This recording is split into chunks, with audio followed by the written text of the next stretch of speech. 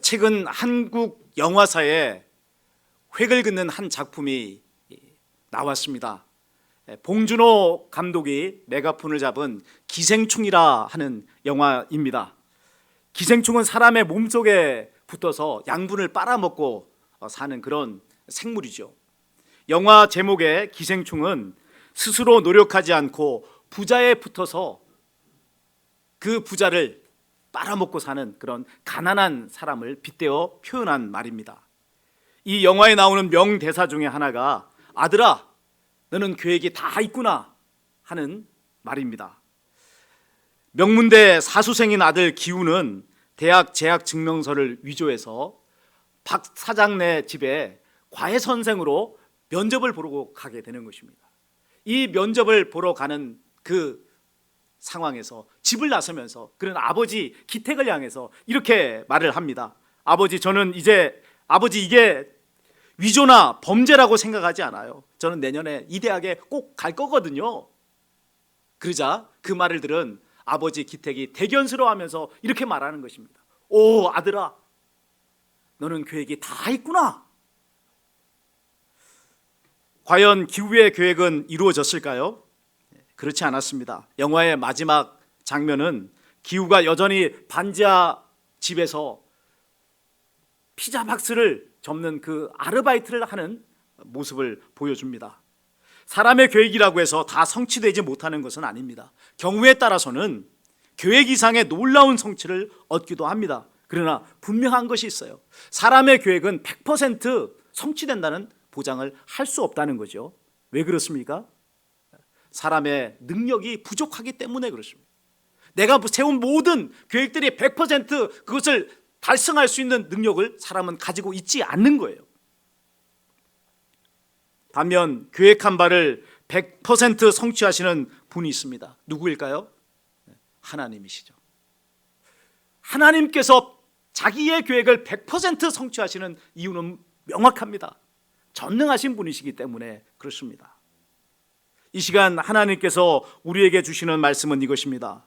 하나님께서는 우리를 향하신 크고 놀라운 계획을 가지고 계시다는 거예요. 여기서 우리는 하나님을 믿고 구원받은 하나님의 자녀들을 가리키는 거예요. 마치 부모가 자녀를 위한 놀라운 계획을 가지고 있는 것처럼 하나님께서는 구원 얻은 하나님의 자녀인 우리 한 사람 한 사람을 향한 크고 놀라운 계획을 가지고 계십니다. 그렇다면 우리가 해야 될 일이 뭐겠습니까? 힘써 하나님을 믿고 그분의 인도하심을 받아 순종하는 것입니다. 그럴 때 우리 인생은 하나님께서 빚으시는 최고의 작품이 될 수가 있어요. 그렇지 않고 자꾸만 내 뜻을 내세우고 내가 하겠다고 나서게 되면 어떤 일이 벌어질까요? 불량품이 되고 마는 것이에요. 오늘 본문은 모세가 요단강을 목전에 두고 있는 모압 평지에서 진치고 있는 이스라엘 백성에게 행했던 설교의 일부분입니다. 당시는 이스라엘 백성이 광야 40년의 방랑 생활을 마친 때였어요. 이 과정 속에서 출애굽 1세대는 다 죽었습니다. 이제 이스라엘 백성의 주축은 출애굽 2세대예요. 이들에게 모세는 지난 40년의 광야 생활을 회고해 보여주고 이제 앞으로 어떻게 믿음으로 살 것인가를 가르쳐 준 것입니다. 하나님께 그들을 향한 크고 놀라운 계획이 있다는 것을 믿고 하나님의 인도하심에 순종하라고 그렇게 설교하고 있는 것입니다. 하나님께서 가지고 계신 그들을 향한 크고 놀라운 계획이라는 게 뭘까요? 그것이 뭐죠? 젖과 꿀이 흐르는 가나안 땅을 그들에게 기업으로 주시고 그곳에서 하나님 백성으로서의 복을 마음껏 누리게 하는 것, 이게 이 이스라엘 백성을 향하신 하나님의 계획이었습니다. 그 계획은 출애굽 2세대를 위해서 갑작스럽게 준비된 것이 아니었습니다. 이미 출애굽 1세대를 위해서 준비된 것이었죠. 그리고 그 이전에 그들의 조상 아브라함과 이삭과 야곱에게 언약해 주신 바였습니다. 그러나 안타깝게도 출애굽 1세대는 가나안 땅을 얻는 일에 실패하고 말았어요. 왜 실패했어요? 하나님을 믿지 않았기 때문에 그런 것입니다. 여기서 광야 40년의 의미를 생각해 봅시다. 애굽에서 종살이를 청산하고 이스라엘 백성이 가나안 땅으로 가는 방법에는 두 가지 길이 있었어요. 하나는 해안 도로를 이용하는 것입니다. 그 길로 가게 되면 짧은 시일 내에 가나안 땅에 들어갈 수가 있었습니다. 길도 너무 좋았어요. 그러나 하나님께서는 그 길로 이스라엘 자손을 인도하지 않으셨습니다. 해안도로의 곳곳에는 블레셋군의 군사 요새지가 있단 말입니다. 이제 막 종살이에서 벗어난 이스라엘 자손이 전쟁을 감당하면서 가나안 땅에 들어갈 수 없는 것 아니에요? 그 해안도로를 따라서 나가려고 하면 블레셋군의 이 요새지를 차례로 격파하면서 가야 되는데 그 일을 어떻게 감당합니까? 불가능하다 이 말이에요. 하나님께서 하실 수가 없어서가 아니라 이스라엘 백성의 믿음이 그 일을 감당할 수 없다 이 말이에요. 그래서 하나님께서는 해안도로로 그들을 인도하시지 않았습니다. 다른 한 개의 길은 광야의 길을 이용하는 것입니다. 시일은 많이 걸리지만 전쟁 없이 갈 수 있다는 점에서 이스라엘 자손에게는 적격이었어요. 게다가 하나님께서 모세를 만나시고 시내산에서 만나시고 그를 애굽으로 보내실 때 이스라엘 자손이 이 시내산에 와서 나를 섬길 것이라 라고 말씀을 하신 거예요. 그러니까 이 이스라엘 자손의 광야길은 하나님께서 처음부터 예비해 두신 길이었다 하는 것을 알 수가 있는 것이죠. 실제로 이스라엘 백성이 출애굽에서 광야로 들어설 때 그 앞에서 인도했던 구름 기둥이 그들을 이 광야의 길로 이끈 것을 우리는 보게 되는 것입니다. 그런데 이 광야길에는요 치명적인 문제점이 있었어요. 물이 없고 양식이 없다는 것입니다. 이스라엘 자손의 수가요 장정만 60만이라 이렇게 말합니다. 그러면 남녀노소를 합치면 그 숫자가 200만 내지 300만이나 되는 어마어마한 숫자예요. 한 도시의 인구가 되는 것 아닙니까? 자, 200만 300만이 있습니다. 가축 또한 많습니다. 그들이 물이 없고 양식이 없는 광야에 들어선다면 과연 며칠이나 버틸 수 있겠어요? 당장 출애굽기 15장을 보면 홍해를 건넌 이스라엘 자손이요 수르 광야에서 들어서서 3일째 되는 날에 물 때문에 모세를 원망하는 장면이 나옵니다. 그들이 가지고 갔던 물주머니에 물이 떨어진 거예요. 자, 상황이 그렇다면 그 큰 무리가 광야의 길을 가는 것은 애초부터 선택해서는 안 된다 이 말입니다. 모두가 죽을 수밖에 없는 길이단 말이에요. 그런데도 하나님께서는 놀랍게 이스라엘 자손을 광야의 길로 인도하여 들이셨습니다. 왜 그렇게 하셨습니까? 그 광야에서 이스라엘 자손을 하나님의 백성으로 새롭게 빚기를 원하셨기 때문에 그렇습니다. 이스라엘 자손이 물 없고 양식 없는 광야길을 통과해서 가나안으로 갈 수 있는 방법은요 오직 하나밖에 없어요. 전능하신 하나님을 믿는 것입니다. 그러니까 하나님께서는 이스라엘 자손의 목숨을 담보로 잡으시고 그들에게 믿음의 훈련을 시행하신 것이죠. 그들이 이 믿음의 훈련을 잘 감당하면 하나님의 백성으로 준비되어서 가나안 땅에 들어가게 될 것이고, 그렇지 않으면 어떻게 해요? 계속해서 이 광야에서 뺑뺑이를 돌릴 거란 말이에요. 믿음의 훈련을 계속 하실 거란 말이에요. 어떻게 보면 광야에서의 믿음의 훈련은 너무 가혹한 것처럼 보입니다. 목숨을 담보로 한 훈련 아니에요? 자칫 잘못하면 죽을 수도 있다 이런 정도가 아니에요. 잘못하면 죽는 거예요. 그러나 그렇게 훈련되지 않고서는 사람은 바뀌지 않는 것입니다.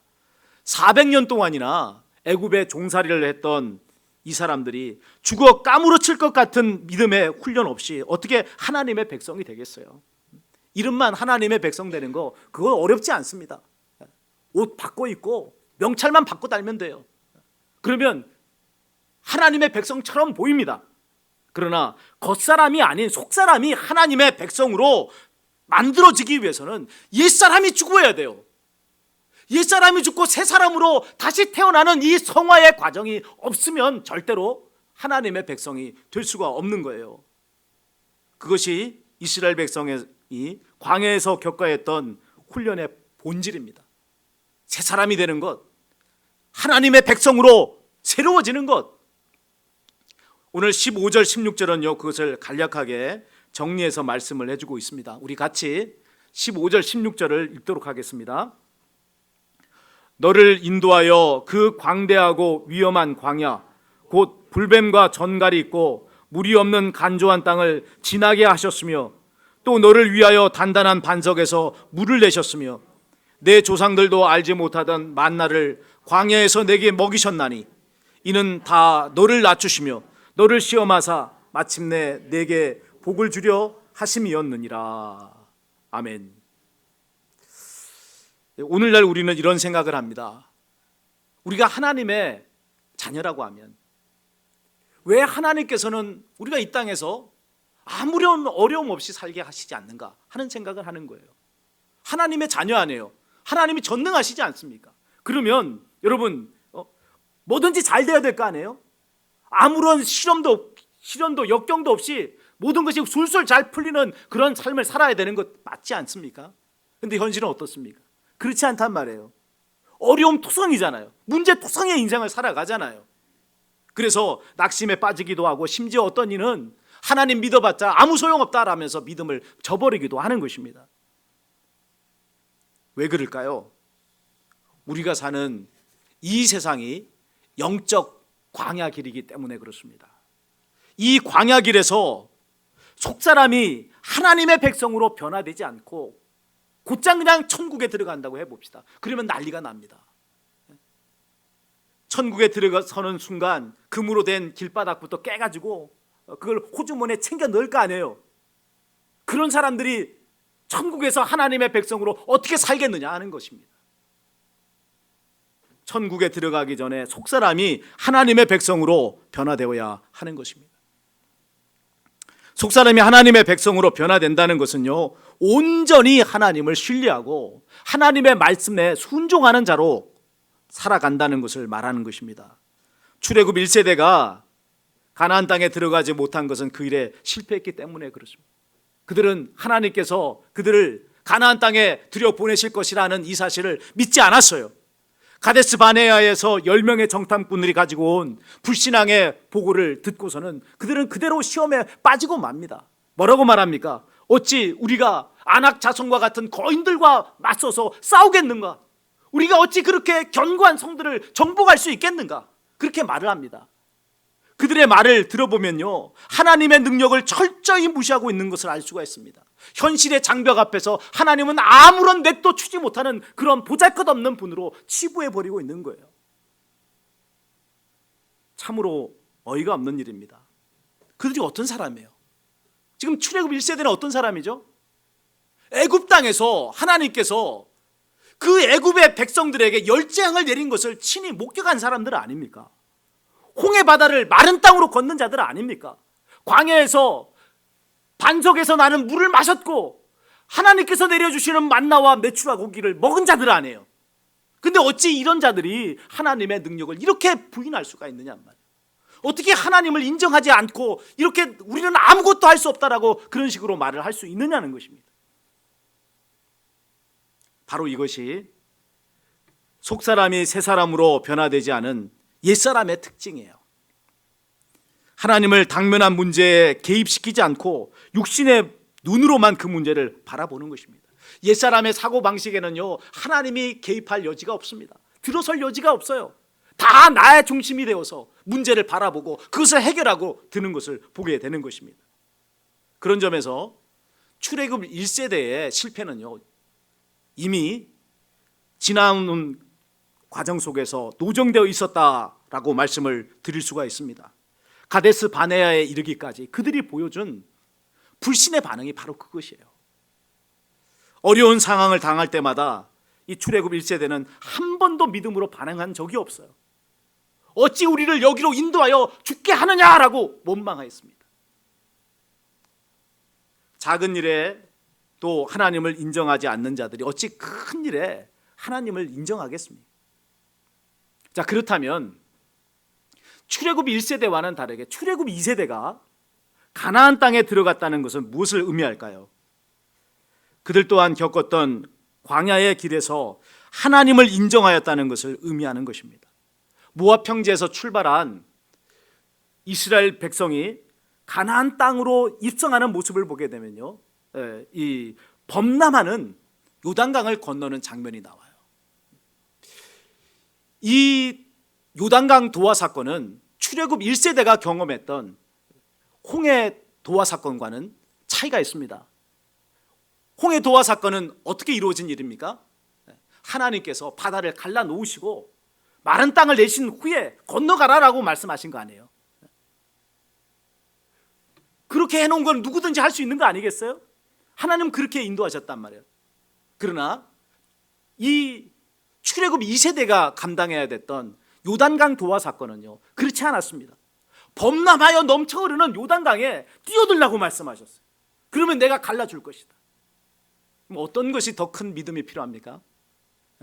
말할 필요가 없지 않습니까? 이미 갈라놓은 바닷길 건너는 거, 그게 뭐가 어렵겠어요? 넘쳐 흐르는, 범람하여 넘쳐 흐르는 이 요단강 물, 당장 발을 들여놓으면 그 물결에 휩쓸려서 떠나갈 수밖에 없는 그런 물에 발을 들여놓는 그 일이 큰 믿음이 필요한 것이죠. 목숨을 거는 일이란 말입니다. 그럼에도 출애굽 2세대는 이 일을 넉넉히 감당한 것을 보게 됩니다. 어떻게 그런 일을 할 수가 있었을까요? 광야길에서 하나님을 인정하는 믿음의 훈련이 누적되었기 때문에 그렇습니다. 작은 일에 하나님을 인정하고 또 인정하는 일이 쌓이다 보니 마침내는 큰 일에서도 하나님을 인정하는 사람이 되었던 것입니다. 속사람으로 하나님의 백성으로 바뀐 거예요. 하나님께서 이스라엘 백성에게 주시고자 하신 진짜 복은요, 광야에서 마셨던 물, 그들이 먹었던 만나와 메추라기가 아닙니다. 젖과 꿀이 흐르는 가나안 땅을 주시고 영원히 하나님과 함께 사는 복인 것입니다. 그 복을 얻는 자가 되게 하기 위해서 하나님은 광야의 길을 통과하게 하셨어요. 오늘날도 하나님의 훈련 방식은 변하지 않았습니다.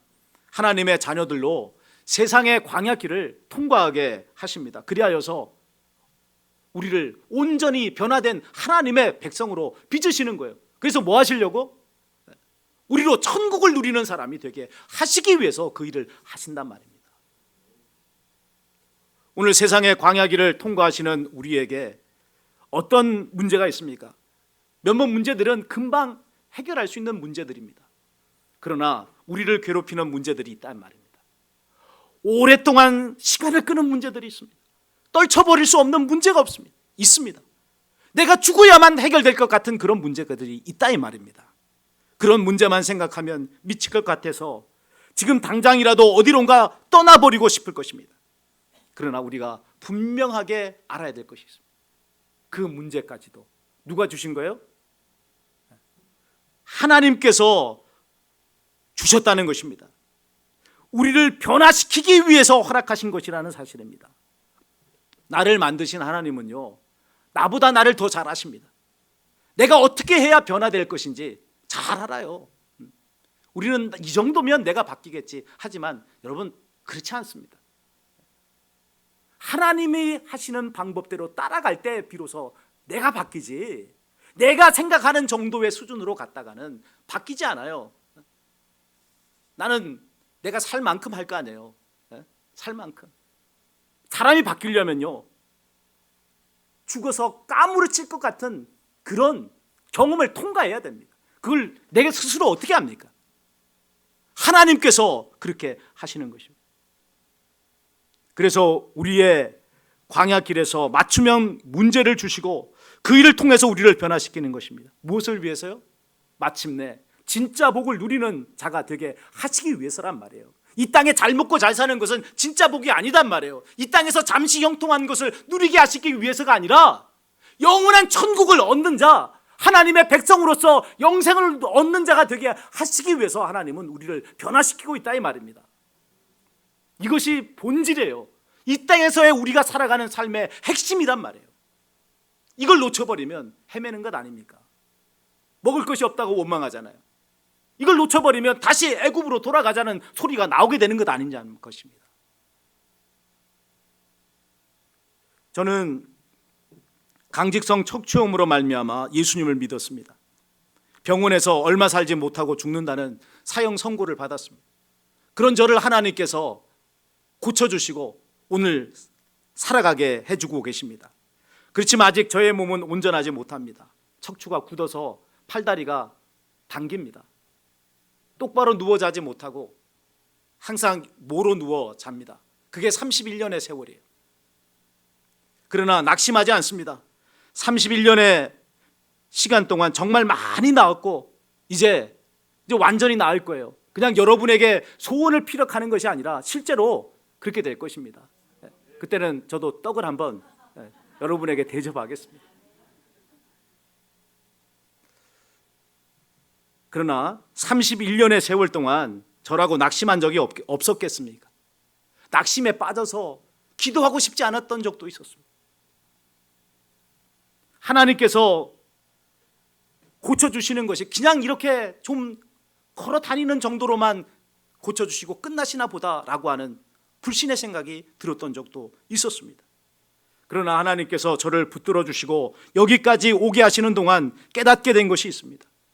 만일에 하나님께서 저를 빨리 고쳐주셨다면, 그래서 예수님 믿자마자 건강해져서 벌쩍벌쩍 뛰고 뭐든지 할 수 있는 그런 건강이 주어졌더라면 어떻게 됐을까요? 지금처럼 하나님을 믿고 의지하는 자가 됐을까요? 제 속사람이 얼마나 변화되는 사람이 되었을까요? 돌아보면 예수님을 믿은 31년의 세월 동안 제가 한 일은요, 한 가지예요. 병 고쳐달라고 하나님께 매달린 것밖에 없습니다. 하나님 아니시고는 저를 살려주실 분이 없다는 것을 알기 때문에 하나님께 매달렸어요. 딴 데 갈 수가 없잖아요. 그러니까 제 생명을 하나님께서 담보로 딱 잡으시고 하나님을 찾게 하셨습니다. 혹시 죄를 짓고 잘못하면 하나님께서 안 고쳐주실까 봐 죄 안 지으려고 몸부림치며 살았습니다. 그런데 놀랍게도 하나님께서는 그런 저에게 많은 일을 하셨습니다. 점점 더 하나님을 믿고 의지하는 자가 되게 해주셨고요, 제 자신의 능력으로는 할 수 없는 교회를 개척하는 일도 하게 하셨고 예배당을 건축하는 일도 하게 하셨고 제가 만난 하나님을 설교를 통해서 전할 수 있는 사람이 되게 만들어 주셨어요. 아직 저의 최고의 날은 오지 않았습니다. 주님을 뵙는 날 저는 저를 향하신 계획을 이루신 하나님께 모든 영광을 올려드릴 것입니다. 이것은 저만의 고백이 아닐 줄 압니다. 진실로 하나님을 믿는 사람이라면 누구나 다 이렇게 고백할 거예요. 나를 향하신 계획을 이루신 하나님께 모든 영광을 올려드릴 것입니다. 면류관을 내가 쓸 것이 아니라 그 면류관을 하나님께 올려드리며 이 일을 하신 분은 하나님이십니다라고 고백할 것입니다. 이게 우리가 할 수 있는 말이 아니겠습니까? 그렇다면 우리가 마침내 진짜 복을 누리는 그날까지 해야 될 일이 있습니다. 세상의 광야길에서 우리에게 주어진 맞춤형 문제 앞에 믿음으로 반응하는 거예요. 낙심하거나 원망하지 않고 하나님을 인정하며 감사하는 것입니다. 범사에 하나님을 개입시키십시오. 그러면 감사가 나오게 돼 있습니다. 그러면 그 문제를 해결할 수 있는 능력이 주어지는 것을 깨닫게 되는 것입니다. 추수감사 주일입니다. 이 감사 주일을 통해서 감사를 회복하시고 세상의 광야길을 믿음으로 행진하시는 저와 여러분이 되시기를 주님의 이름으로 축원을 드립니다.